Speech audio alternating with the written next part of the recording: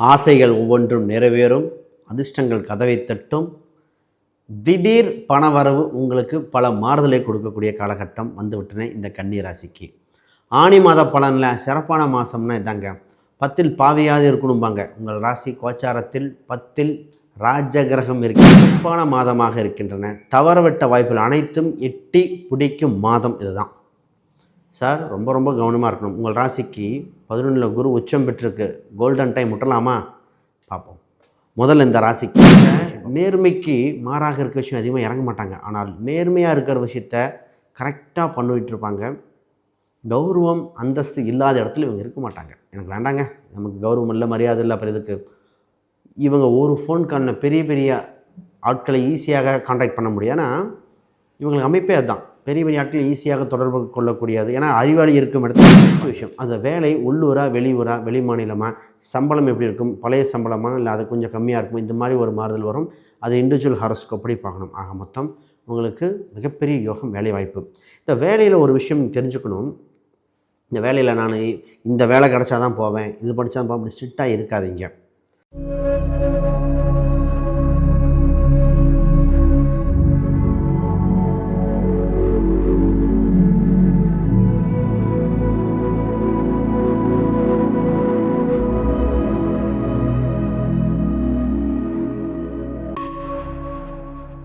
ஆசைகள் ஒவ்வொன்றும் நிறைவேறும், அதிர்ஷ்டங்கள் கதவை தட்டும், திடீர் பணவரவு உங்களுக்கு பல மாறுதலை கொடுக்கக்கூடிய காலகட்டம் வந்துவிட்டன இந்த கன்னி ராசிக்கு.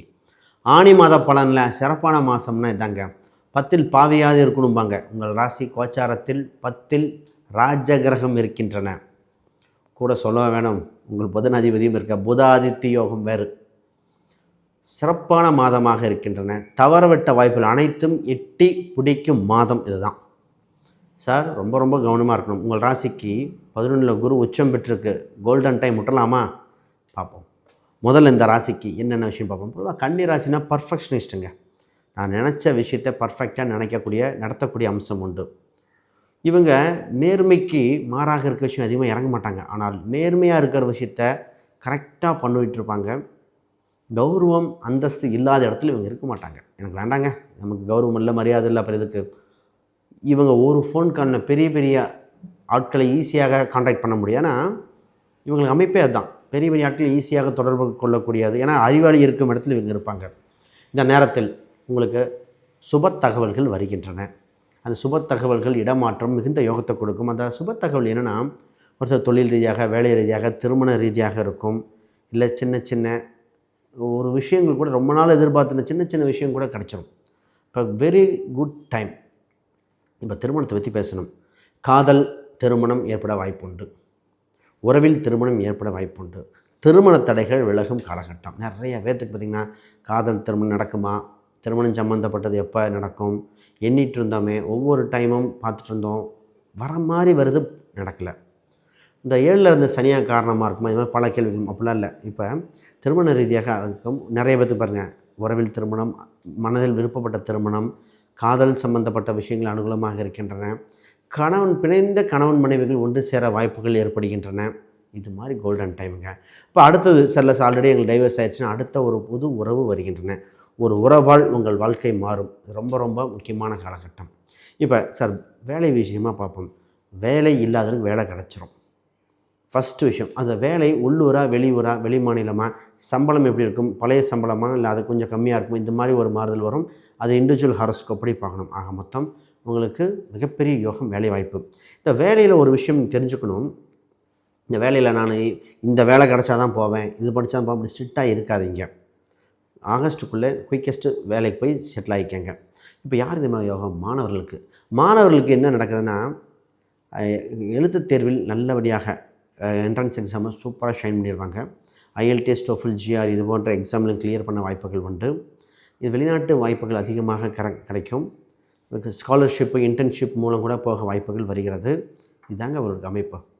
நிறைய பேர் கவர்மெண்ட் எக்ஸாம் நிறைய எழுதிட்டு உட்காந்துட்ருப்பாங்க. இப்போ கவர்மெண்ட் எக்ஸாம் ப்ரிப்பேர் பண்ணலாமா, பேங்கிங் செக்டர் போகலாமா, சென்ட்ரல் கவர்மெண்ட்டுக்கு போகலாமா, அவங்களுக்குலாம் வாய்ப்பு பிறக்குது.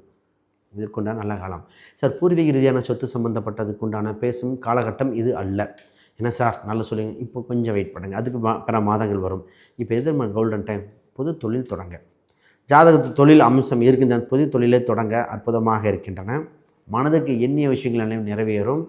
இதில் அதிகார பதவிக்கு வரக்கூடிய அம்சம் உண்டு. தலைமை தாங்கும் பதவிகள் வருகின்றன. பிஸ்னஸில் மிகப்பெரிய பிஸ்னஸில் ஒரு சங்கங்கள் சபைகள் இருக்குன்னா அதில் நிர்வகிக்கக்கூடிய அம்சம் வந்துவிட்டன. இதுதான் உங்களுக்கு மிக மிக மிக முக்கியமான மாதம். இந்த மாதத்தை சரியாக பயன்படுத்தி கொண்டீர்கள் என்றால் ஜெயித்து கொண்டே இருப்பீர்கள். வருஷத்துக்கு இது மாதம் அஸ்திவாரமாக இருக்கும். இப்போ 11 குரு பகவான், அப்போ மிகப்பெரிய பணம் பொருளாதாரத்துக்கு கையாள வேண்டிய சூழ்நிலை வந்துவிட்டன. பேங்கிங்கு, அக்கௌண்ட்ஸ், ஆடிட்டிங், இந்த சர்வீஸ் செக்டர் இருக்கிறவங்களுக்கு கூட மிகப்பெரிய யோகமாக இருக்கின்றன. அப்போ அதிர்ஷ்டம் கதவை தட்டும் காலகட்டம்.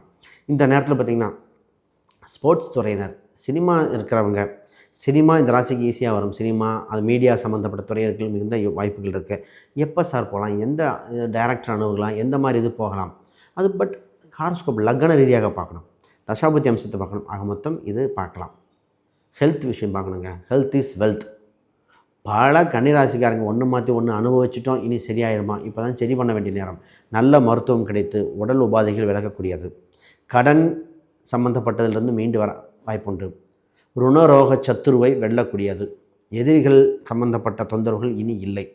இப்போ மிகப்பெரிய யோகம் தான் பொருளாதார ரீதியாங்க. சார் டெவலப் வந்து வீடு, இடம், ஒரு சில தடவை வீட்டை விற்றோம், கடனுக்காக நகையை விற்றுட்டோம், இப்போ வாங்க முடியுமா? இன்றைக்கி விற்கிற நேரத்துக்கு நகைங்கிறது அந்த ராசி விற்றுருச்சு நிறைய பேர். இப்போ தான் நகையை, விற்ற நகையை வாங்கக்கூடிய சூழ்நிலையாக, பொருளாதார விருத்தி ஏற்பட சூழ்நிலையாக வந்திருக்கிறது. மிகப்பெரிய யோகங்கள். இப்போ குழந்தை பாக்கியத்துக்கு தாங்க நிறைய பேர் குழந்தைக்காக இயங்கினவங்க. புத்திர தோஷம் இயற்கையாக உள்ள ராசி இந்த ராசி. 5ஆம் அதிபதி 6 வருது இல்லையா? இப்போ குழந்தை ரீதியாக நிறைய பேர் தடங்கல் ஏற்பட்டிருந்தது. அப்போ இந்த குழந்தை ரீதியாக அதுக்குண்டான அடுத்த ஸ்டெப்பை நோக்கி போகும்போது நல்ல குழந்தை பாக்கியங்கள் உண்டு.